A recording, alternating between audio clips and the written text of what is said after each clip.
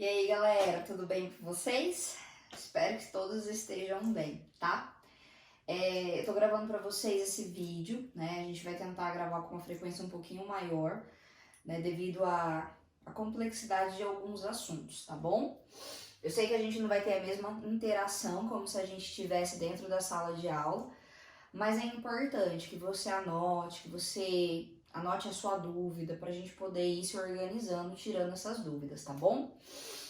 Bom, a gente chegou no momento de grammar da nossa apostila e a gente vai trabalhar sobre conditional, né? A gente vai trabalhar sobre os condicionais. Então, durante todo esse bimestre, a gente vai falar sobre eles. A apostila divide eles em dois, chamados de real conditionals, né? São aqueles que são reais, que podem acontecer. E o outro grupo chamado de unreal conditionals, que vão ser aqueles que vão trazer ideias de arrependimento, né? Vão trazer ideias de coisas que a gente não consegue mais mudar na nossa realidade, tá? Bom, os condicionais, eles expressam condições, é o famoso se eu fizer tal coisa, né? Professor adora condicional, a gente fala assim, olha, se você estudar, você vai passar de ano.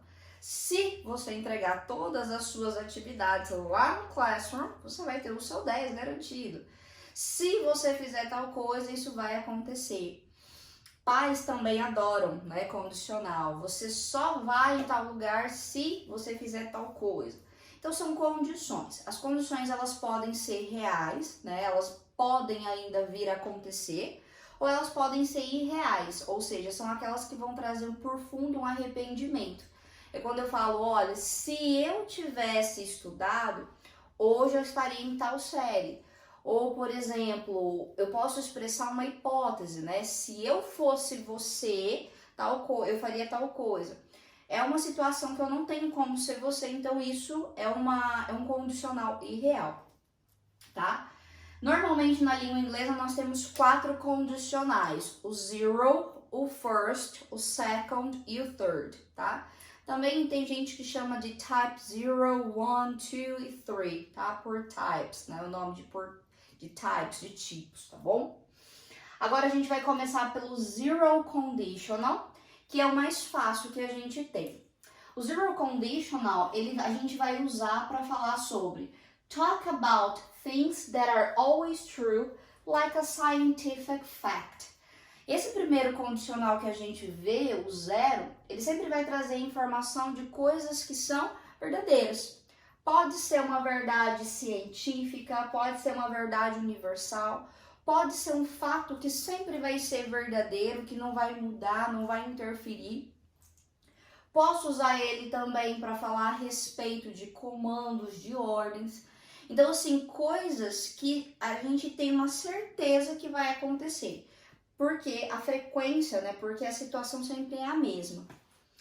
Normalmente o condicional ele é dividido em duas estruturas, em duas orações.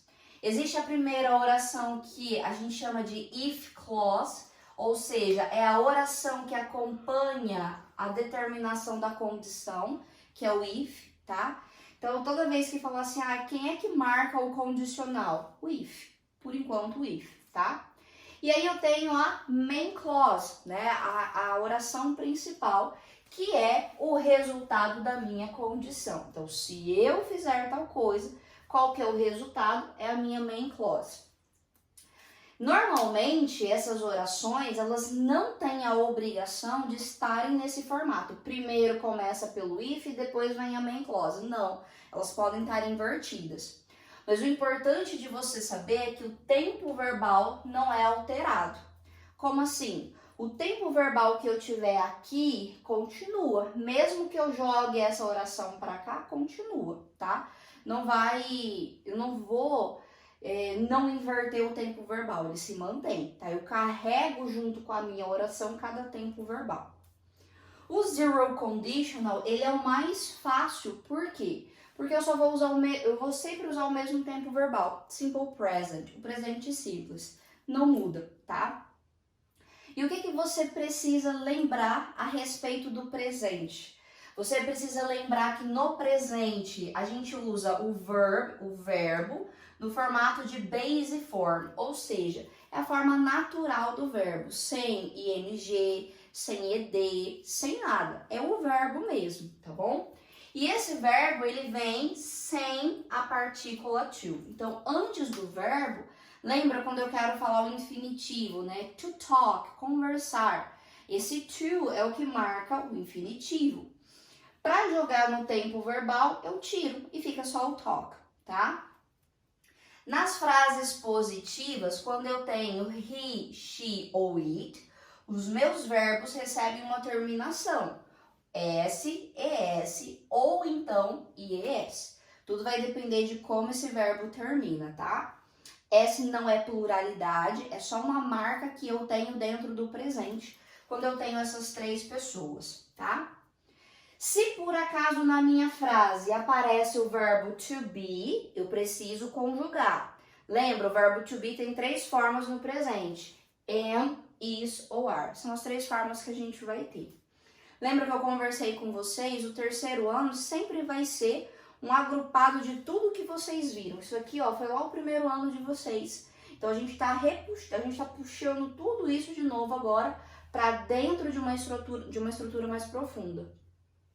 Se eu quiser fazer uma negativa, eu posso, tá? Com os condicionais eu posso fazer positivas, negativas e interrogativas, não tem problema. Mas no caso da negativa, I, you, we ou they, o meu auxiliar é don't, tá? Esse é o não. E he, she ou it, doesn't, tá? Esse que é o não para he, she ou it. Lembrando, como eu já coloquei o S aqui, o verbo perde o S, tá? Então eu não coloco mais o S naquele formato, tá? Então essas são as principais coisas que vocês vão precisar lembrar, que vocês vão precisar organizar para entender o zero conditional. Olha os exemplos. If you freeze water, it turns into ice. Olha lá. Presente, olha lá. Freeze tá na base form. Não tem o to antes, não recebeu ing nada. O meu sujeito é you, então não interfere, ele continua igual. E olha lá, a main clause, a oração principal, o resultado. Então, se eu congelo, né? Se eu congelo a água, qual é o resultado? A minha main clause. It, olha lá, it, o que o verbo recebeu? S. Turns into ice, vira gelo. É uma verdade universal. Se eu congelo a água, ela se torna gelo. Se eu falo, olha lá, eu inverti a oração, tá? Ela tá invertida. I get tired if I work too much. Então, olha só, eu inverti. O if veio para o meio para separar as minhas orações. Quando o if está no início, quem separa as orações é a vírgula, tá? É ela que vai separar. Quando eu coloco o if no meio, eu não preciso mais da vírgula porque ele faz isso, ele separa. I get tired, esse é o resultado do quê? If I work too much, se eu trabalhar muito. Presente, presente. If I am late for dinner, they start dinner without me. Então, se eu chego atrasado para o jantar, eles começam o jantar sem mim. Então, olha lá, eu tenho o verbo to be, então eu não posso colocar be aqui, eu preciso conjugar. Se o meu sujeito é I, quem que vai ser? Am. Então, if I am late for dinner, olha o resultado, a main clause. They start dinner without me.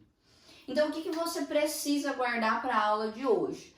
Que o zero conditional, que conditionals na realidade são condições, sempre em duas orações, if clause e a main clause.